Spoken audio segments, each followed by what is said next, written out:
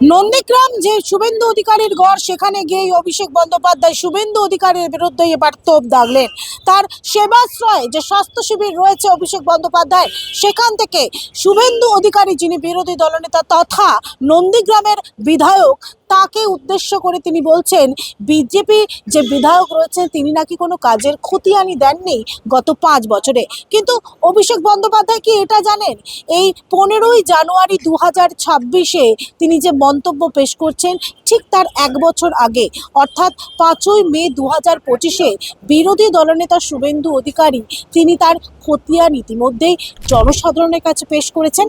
সেই ছবি ইতিমধ্যেই প্রকাশ করেছেন শুভেন্দু অধিকারী, যেখানে তিনি মন্তব্য করছেন যে যে সময় তিনি বিধায়ক হয়েছিলেন অর্থাৎ 2021 সালে যে সময় তিনি বিধায়ক হয়েছিলেন সেই সময় পঞ্চায়েত একটি মাত্র পঞ্চায়েত বিজেপি পরিচালিত ছিল এবং বাকি সমস্ত পঞ্চায়েত ছিল তৃণমূল পরিচালিত।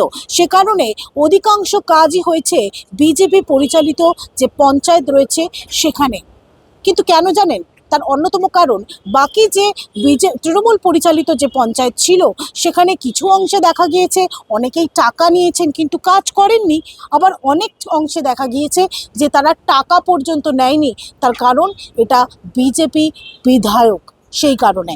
তবে পরবর্তীতে এই মুহূর্তে 11টি পঞ্চায়েত রয়েছে বিজেপি পরিচালিত, আর সে কারণেই শুভেন্দু অধিকারী যিনি নন্দীগ্রামের বিধায়ক তিনি কাজ করতে পারছেন এবং জনসাধারণের জন্য কাজ করতে পারছেন, এমনটাই মন্তব্য করেছেন ইতিমধ্যেই গত বছর অর্থাৎ 5ই মে 2025।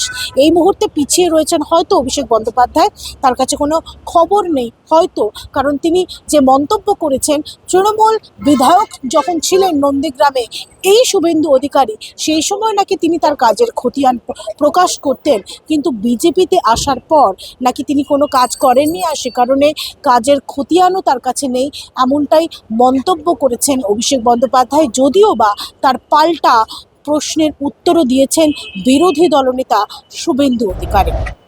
5 বছর এখানে বিজেপির বিধায়ক, উন্নয়নের খতিয়ান কোথায়? এই শুভেন্দু অধিকারী যখন তৃণমূলে ছিল উন্নয়নের খতিয়ান পেশ করত। আপনারা প্রশ্ন করুন, এই শুভেন্দু অধিকারী যখন তমলুকের সাংসদ ছিল, যখন 16 থেকে 21 নন্দীগ্রামের বিধায়ক ছিল, প্রতি বছর উন্নয়নের খতিয়ান মানুষের কাছে তুলে ধরত। বিজেপি যাওয়ার পর থেকে উন্নয়নের খতিয়ান কোথায়? আপনার কাজ কোথায়? আপনার রেজাল্ট কোথায়?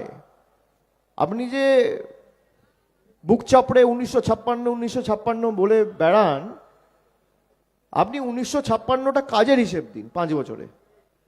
19টা রাস্তার কাজের হিসেব দিতে পারবেন? 56টা মানুষের বাড়িতে ছাদ তৈরি করেছেন তার হিসাব দিতে পারবেন? ধন্যবাদ আমাদের প্রিয় বিধায়ককে, উনি ওনার কাজের খতিয়ান তুলে তুলেছেন। এরপর আপনাদের সামনে মূল্যবান বক্তব্য রাখছেন আমাদের প্রিয় বিধায়ক শুভেন্দু অধিকারী মহোদয়। 21-এর পরে আমাদের একটি মাত্র পঞ্চায়েত ছিল হরিপুর। আমরা যেহেতু পঞ্চায়েত সমিতি আমাদের হাতে ছিল না বা অধিকাংশ পঞ্চায়েত হাতে ছিল না, আমরা যে পঞ্চায়েত আমাদের এমএলএ ল্যান্ডের কাজ, বিওপির কাজ, মানে টেন্ডার করে করেছে তারাই বেশি টাকা পেয়েছে 23-এর আগে। 23, 24, 25 সমহারে বঞ্চিত হয়েছে, 25, 26 সমহারে বঞ্চিত হয়েছে। তাই এটাতে আপনাদের এই বিষয়গুলি আমি কনফিউশন ক্লিয়ার করলাম। প্রথম দিকে এমএলএ ল্যান্ডের আপনার হরিপুরের কাজ বেশি আছে, প্রশ্ন কেউ তুলতে পারেন অন্য পঞ্চায়েত। সেটা হয়েছে যেহেতু পঞ্চায়েতটা আমাদের ছিল বলে। অন্য পঞ্চায়েত আমাদের টাকা নিয়ে কাজ করেনি বা টাকা নিতে চায়নি, টিএমসি পরিচালিত। 23-এর পর থেকে 11টা গ্রাম পঞ্চায়েত বিজেপি পরিচালিত, তারা তাদের ক্ষেত্রে যতটুকু সামান্য অর্থ আনুপাতিক হারে সকলে পেয়েছে। আপনারা এই মুহূর্তে দেখছিলেন বেঙ্গল লিবার্টি, এবং এই ভিডিওটা যদি অবশ্যই ভালো লাগে তাহলে লাইক, কমেন্ট, শেয়ার করতে ভুলবেন না। সাবস্ক্রাইব অবশ্যই করবেন। www.bengalliberty.com আপনাদের জন্য রয়েছে সমস্ত খবর সাজানো। স্বাধীন কাছেহীন বাংলা সাংবাদিকতার পাশে দাঁড়ান। ধন্যবাদ।